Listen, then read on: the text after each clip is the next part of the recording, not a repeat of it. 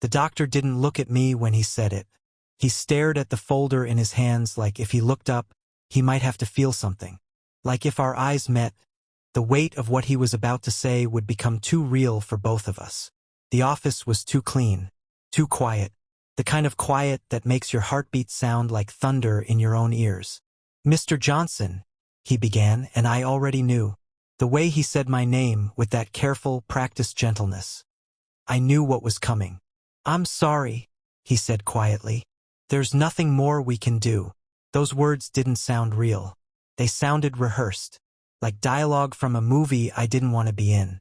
Like he'd said them too many times before, to too many other parents who sat in this same chair, under this same fluorescent light that made everything look pale and lifeless. I stood there, frozen. My hands clenched so tight my nails cut into my palms. The pain was good. It reminded me I was still here, still standing, still breathing, even though part of me wanted to collapse right there on his sterile office floor. "No hope?" I asked. My voice didn't sound like my own. It sounded distant, hollow, like someone else was speaking through me. He finally looked up at me then. His eyes were tired, kind, defeated. The eyes of a man who'd fought battles he couldn't win and learned to accept surrender. "Mr. Johnson, I wish I had better news. I really do." He set the folder down on his desk. "We've exhausted every option, every treatment protocol. We consulted with specialists in Boston, Johns Hopkins, Mayo Clinic. Surgery won't help at this stage. The damage is too extensive. Medication has shown no effect on slowing the progression. Even the experimental therapy we tried last month showed no response." He paused, choosing his words carefully. "At this point, all we can offer is comfort care. We want to make sure Amara's remaining time is as peaceful and pain-free as possible." Comfort. The word hung in the air like smoke. My daughter was 7 years old. 7. She still believed in fairy tales. She still asked if we could get a puppy someday. She still sang made-up songs while she colored. She lay in the hospital bed just down the hall, her small chest rising and falling under thin white sheets, machines humming softly around her. Tubes, wires, monitors blinking numbers I didn't understand but had learned to fear. Green was good, red was bad, and lately there had been too much red. Comfort was not enough. Comfort was not acceptable. Comfort was surrender. But what else was there? I nodded because I didn't know what else to do. Doctors expect you to nod when they say things like that. They expect you to be reasonable, to understand medical limitations, to accept reality. "How long?" I whispered, the question I'd been too afraid to ask. "Weeks, maybe a month. It's difficult to say with certainty." "Weeks." My little girl had weeks. "I'll give you some time," the doctor said, standing. He put his hand on my shoulder, briefly, awkwardly, and then he left. When the door clicked shut, I broke. I walked down the hallway like a ghost, past the nurse's station where Laura usually worked. She knew Amara's favorite color now, always brought her purple ice pops. Past the family waiting room where I'd spent countless nights, unable to sleep, unable to leave. Past the photos on the walls, cheerful pictures of flowers and sunsets, as if beauty could cover up the reality of what happened in these rooms. I pushed open the door to room 347. Our room. That's what it had become. We'd been here so long it felt more like home than our actual house. Amara was asleep. She was always sleeping now, her body too tired to fight anymore. I dropped into the chair beside her bed. My chair, worn smooth from 6 months of constant use, and pressed my forehead against the mattress. The smell of hospital soap and antiseptic. The sound of machines keeping count of every breath, every heartbeat. The feeling of complete, utter helplessness. "I'm sorry," I whispered, over and over. "I'm so sorry, baby. I'm so sorry." My shoulders shook. Tears soaked into the white hospital sheets. I didn't know who I was apologizing to anymore. To her, for being unable to save her. To God, for failing to have enough faith, enough prayer, enough something. To myself, for believing money and success meant I could control the universe, could protect my family from everything. I'd built an empire, closed million-dollar deals, solved impossible problems. But I couldn't solve this. 6 months earlier, my life looked nothing like this. I was the kind of man people envied. The kind who made it look easy. Success in business. Big house in the suburbs with the pristine lawn and the 3-car garage. Money that solved most problems before they even became problems. My wife, Sarah, used to joke with her friends, "Marcus thinks money can fix anything." And I did. Because up until then, it could. Need a better school for Amara? Write a check. Want to take her to Disney World? Book the whole suite. Problem with the house? Hire someone to fix it. Life was a series of problems with price tags attached, and I could afford every single one. I used to believe Sarah when she laughed. I thought she was being playful, affectionate even. I didn't realize she was trying to warn me, that she saw something I didn't, that I was building my entire identity on sand. Then everything changed. It was a Tuesday. I remember because I was in back-to-back meetings all morning, and my phone kept buzzing. I ignored it the first 3 times. When it rang the 4th time, I excused myself and stepped into the hallway. "Mr. Johnson? This is Principal Matthews from Oakwood Elementary." My stomach dropped. Principals don't call unless something's wrong. There's been an incident with Amara. She collapsed on the playground. The paramedics are taking her to St. Catherine's Hospital. You should meet them there. The rest of that day was a blur. I remember running to my car, running through red lights, running through the emergency room doors. I remember the nurse saying, "She's in Bay 4, and not being able to find Bay 4 fast enough. My heart hammering, my hands shaking. When I finally pushed through the curtain, there she was, my baby girl, unconscious, so small on that big hospital bed, an oxygen mask over her face, and 4 in her tiny arm. Sarah was already there, holding Amara's hand, tears streaming down her face. "What happened?" I asked. "They don't know yet," Sarah whispered. One minute she was playing, the next she was on the ground. Marcus, her whole body went stiff. Her eyes rolled back. The teachers said it looked like a seizure. A seizure. Amara had never had a seizure in her life. She was healthy. She was perfect. "The doctors are running tests," Sarah continued, her voice breaking. They said they need to do a CT scan. Check for brain abnormalities. Brain abnormalities. Those 2 words changed everything. That was the first night I slept in a hospital chair. The first of many. They admitted Amara for observation. Ran test after test. Blood work. Scans. Neurological exams. I stayed by her bedside while Sarah went home to shower and grab clothes for an extended stay. Neither of us said it out loud, but we both knew we weren't leaving until we had answers. Amara woke up around midnight, confused and scared. "Daddy? Where am I?" "You're in the hospital, sweetheart. You had a little accident at school, but you're safe now. Daddy's right here." "My head hurts," she whispered. "I know, baby. The doctors are going to help you feel better." She reached for my hand. Her small fingers wrapped around mine, and I held on like she was the only thing keeping me from drowning. "Daddy? Am I going to be okay?" That question. That terrible question that I didn't know how to answer. "Of course you are," I said, forcing confidence into my voice. "The doctors here are the best. They're going to figure out what happened and fix it. You'll be back at school before you know it." She smiled then. That beautiful, trusting smile that broke my heart.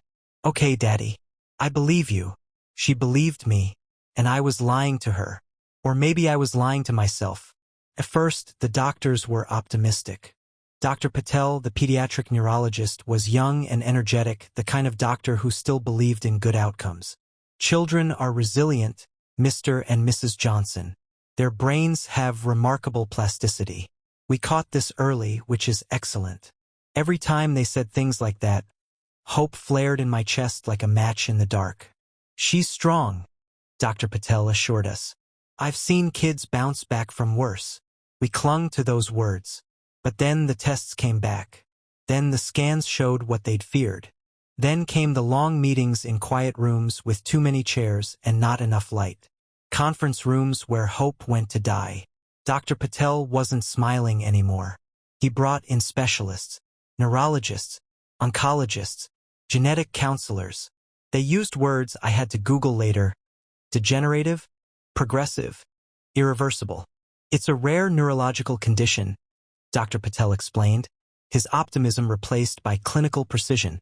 We believe it's a form of leukodystrophy, a genetic disorder that affects the white matter in the brain. What does that mean? Sarah asked, her voice trembling. It means the protective covering of the nerve cells is deteriorating. As it progresses, it will affect her motor skills, cognitive function, and eventually her ability to breathe independently. The room tilted. Can you treat it? I demanded. Surgery? Medication? There has to be something. Dr. Patel's face was grave. There's no cure for this type of leukodystrophy. We can try to manage symptoms, slow the progression with steroids and anti-inflammatory medications, but what? Mr. Johnson, I need you to prepare yourself. This condition is aggressive. Most children with this diagnosis have a life expectancy of 1 to 3 years from onset of symptoms. Sarah gasped like she'd been punched. Couldn't breathe. 1 to 3 years. My daughter was 7 years old, and they were telling me she might not see 10. No, I said. No, there has to be something else. Other treatments. Experimental trials. Something. Dr. Patel nodded slowly.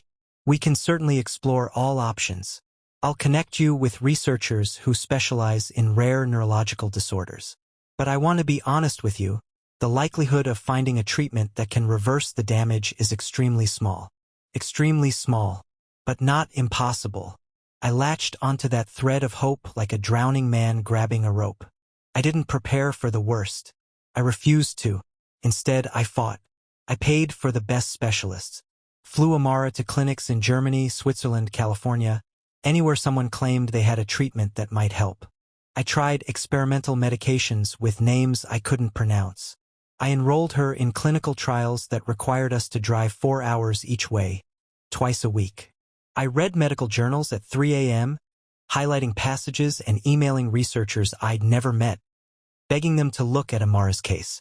I joined parent forums where other mothers and fathers were fighting the same impossible battles. All of us desperately trading information like treasure maps to a cure that might not exist. Money was no object. I liquidated investments, sold properties, borrowed against everything I owned. Sarah pleaded with me to slow down.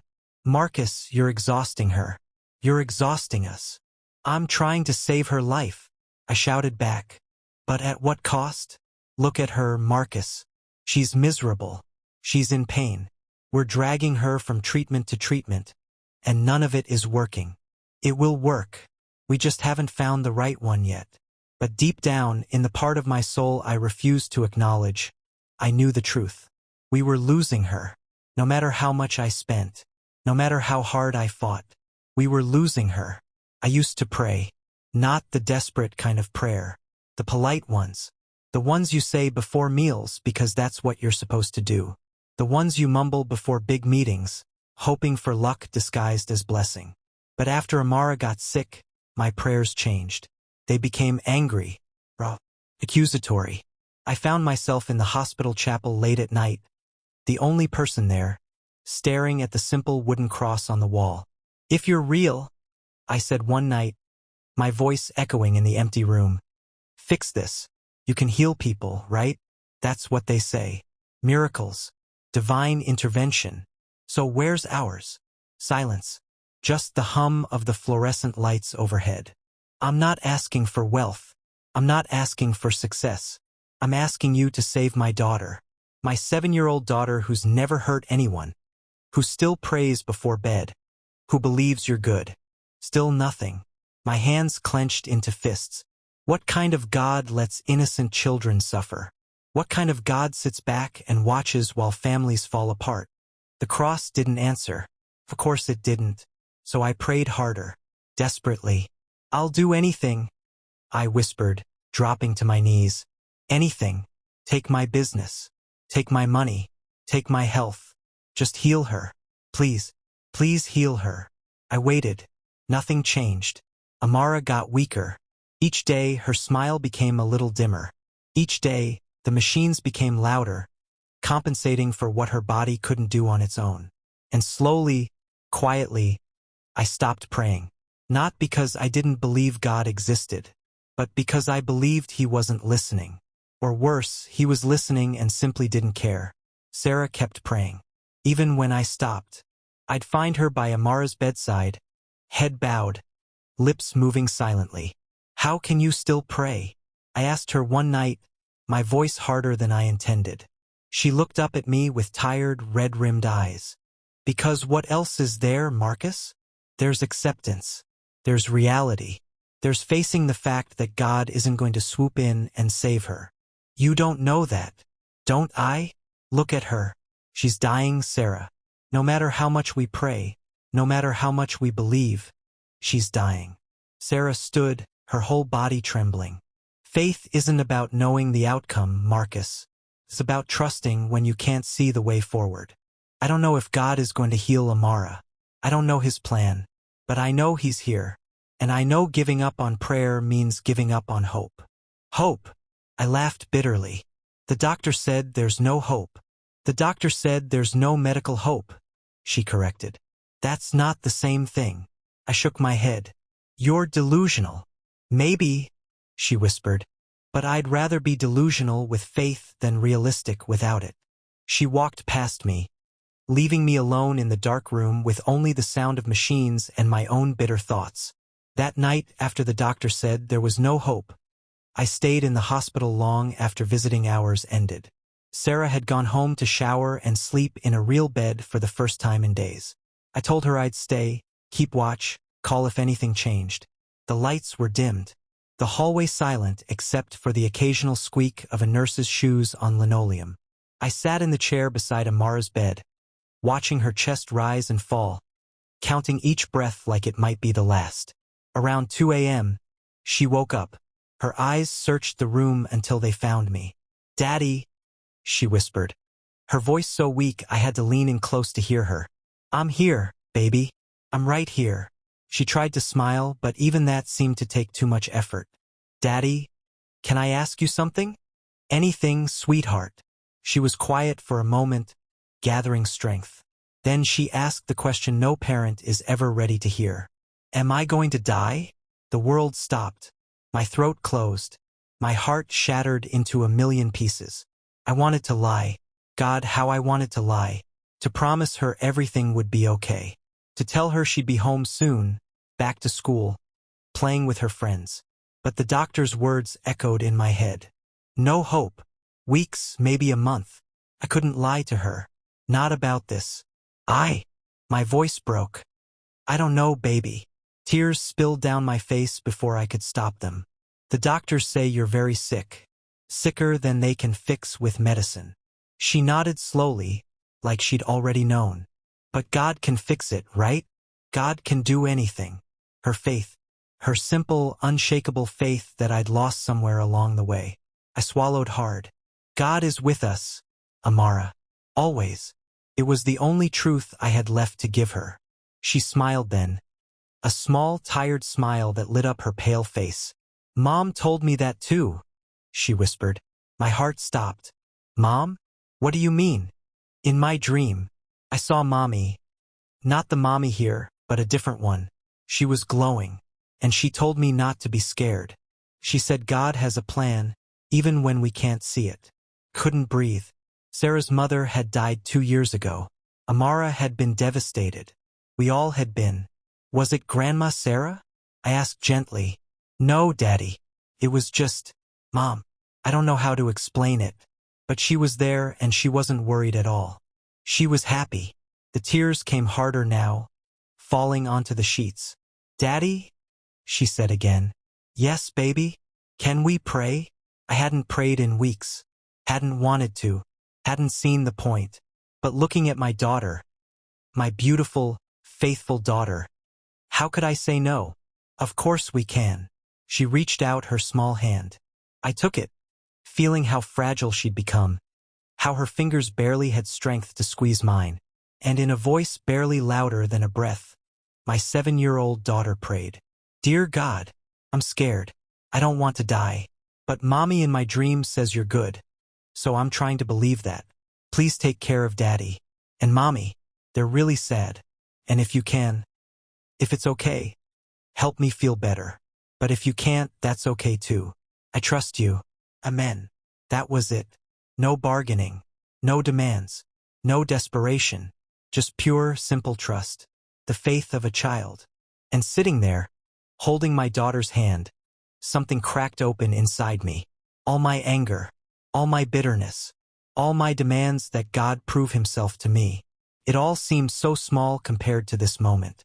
After Amara fell back asleep, I walked down to the chapel.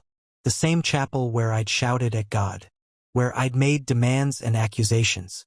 I sat in the front pew and put my head in my hands. I'm sorry, I whispered into the darkness. And for the first time in months, I meant it. I'm sorry for thinking you abandoned us. For thinking you only mattered when life was good. For treating you like a vending machine. Put in prayers. Get out miracles. My voice cracked. I don't understand why this is happening. I don't understand your plan. And I'm still angry. I'm still hurt. But my daughter, she trusts you even now. Even when she's dying. And if she can trust you, maybe I can too. I didn't ask for a miracle this time. I didn't demand healing. I just sat there in the silence, surrendering the control I'd never really had. Not my will, I whispered, but yours. I didn't feel lightning. I didn't hear an audible voice. No angels appeared with messages. But something shifted inside me. A small light in the darkness. Not certainty but possibility. Not knowledge but faith. The next morning, I was jolted awake by the sound of rapid footsteps. Nurse Laura burst into the room, her eyes wide. Mr. Johnson, her vitals are changing. I jumped up, my heart racing. Changing how? Is she? I don't know yet. Dr. Patel is on his way. Within minutes, the room filled with medical staff. Doctors huddled around monitors. Nurses checked and rechecked equipment.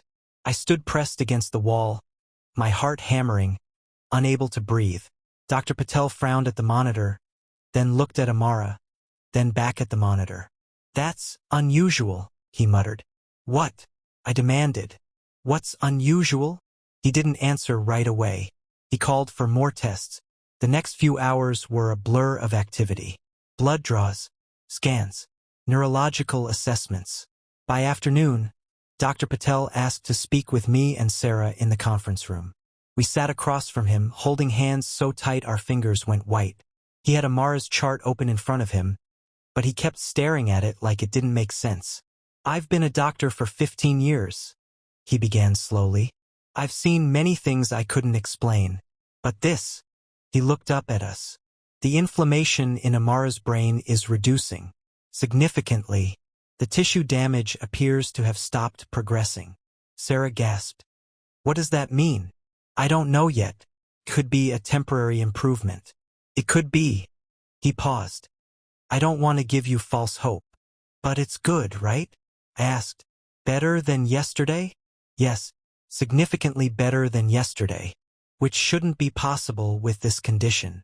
Over the next few days, the improvements continued. Amara's fever broke. Her motor responses improved.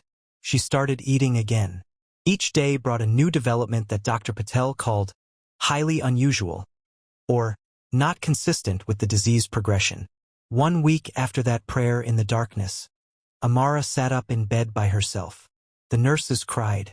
Sarah collapsed in my arms, sobbing. I stood there in shock, unable to process what I was seeing.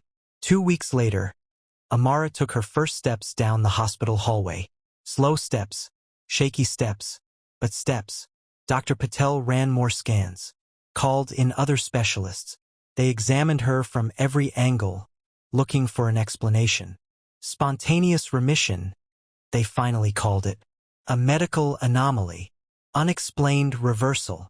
They used every term except the one I knew in my heart. Miracle. 3 months later, we stood in the front of our church.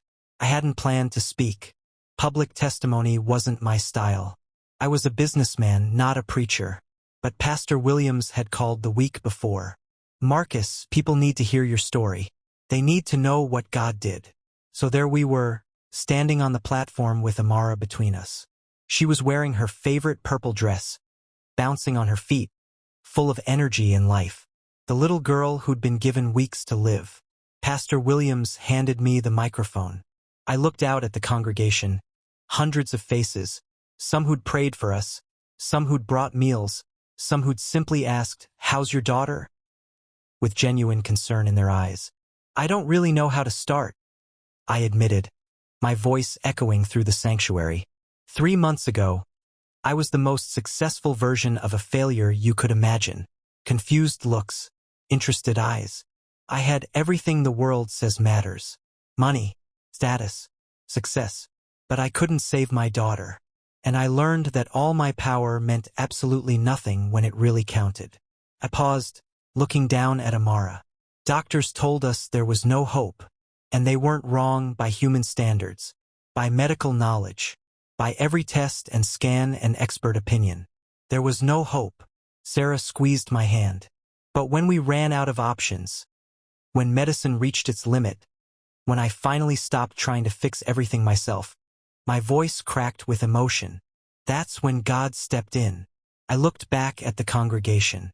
I stopped praying because I thought God was silent, because I thought if he really cared, he would have healed her immediately. I wanted him to work on my timeline, my terms. I knelt down beside Amara. But this little girl never stopped believing. Even when she asked me if she was going to die, even when she was scared, she prayed with more faith than I've ever had. Amara smiled up at me, and God answered, not in my timing, not in my way, but in his. I stood back up, tears streaming down my face now. The doctors call it spontaneous remission. They call it medically inexplicable. They say they don't understand what happened. I looked directly at Pastor Williams. But I understand. When medicine ended, faith began. And God said, "Watch this." There wasn't a dry eye in the room. People were weeping, lifting hands, whispering prayers of thanksgiving. Then Amara tugged on my shirt. I bent down, and she whispered in my ear, "Can I say something, Daddy?" I looked at her in surprise, then smiled. "Of course, baby." I lowered the microphone to her level. In her clear, confident 7-year-old voice, she said, "God healed me, and he can heal you too, whatever you need. You just have to believe he's good, even when you're scared." The applause was deafening. But more than that, it was the sound of faith reborn in a room full of people who'd witnessed the impossible. 6 months after that testimony, I was back in Dr. Patel's office, this time for Amara's final checkup. He reviewed her latest scans with an expression of continued disbelief.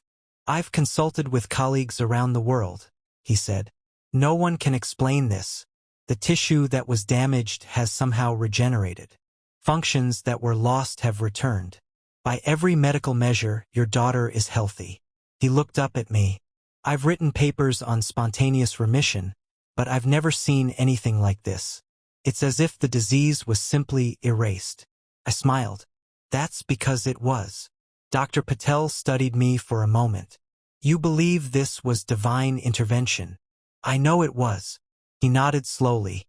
"As a scientist, I should tell you that's impossible. But as someone who witnessed this, I can't argue with the results." He closed the file. "Whatever happened, I'm grateful. Your daughter is a miracle, Mr. Johnson."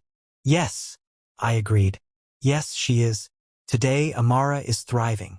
She's back in school, playing with friends, dreaming about the future. Every morning when she wakes up, I thank God for one more day with her. Not because I'm afraid it will be taken away, but because I understand now that every day is a gift." I learned something in that hospital room, something that changed everything. Doctors speak from knowledge. Knowledge is important. Knowledge is valuable. But knowledge has limits. God moves from power, power that transcends understanding, power that defies explanation, power that operates beyond human limitation. When man says no hope, God whispers, "Watch this." Not always in healing, not always in the miracle we want, but always in his presence, always in his purpose, always in his perfect plan. My daughter is alive today because God chose to heal her. But even if he hadn't, Even if the outcome had been different, he still would have been good. He still would have been faithful. He still would have been God. That's what faith is. Not demanding the miracle, but trusting the miracle maker. Whatever you're facing today, whatever diagnosis you've received, whatever hopeless situation you're in, know this: doctors may say no hope, but God always has the final word. And His word is always more powerful than our circumstances.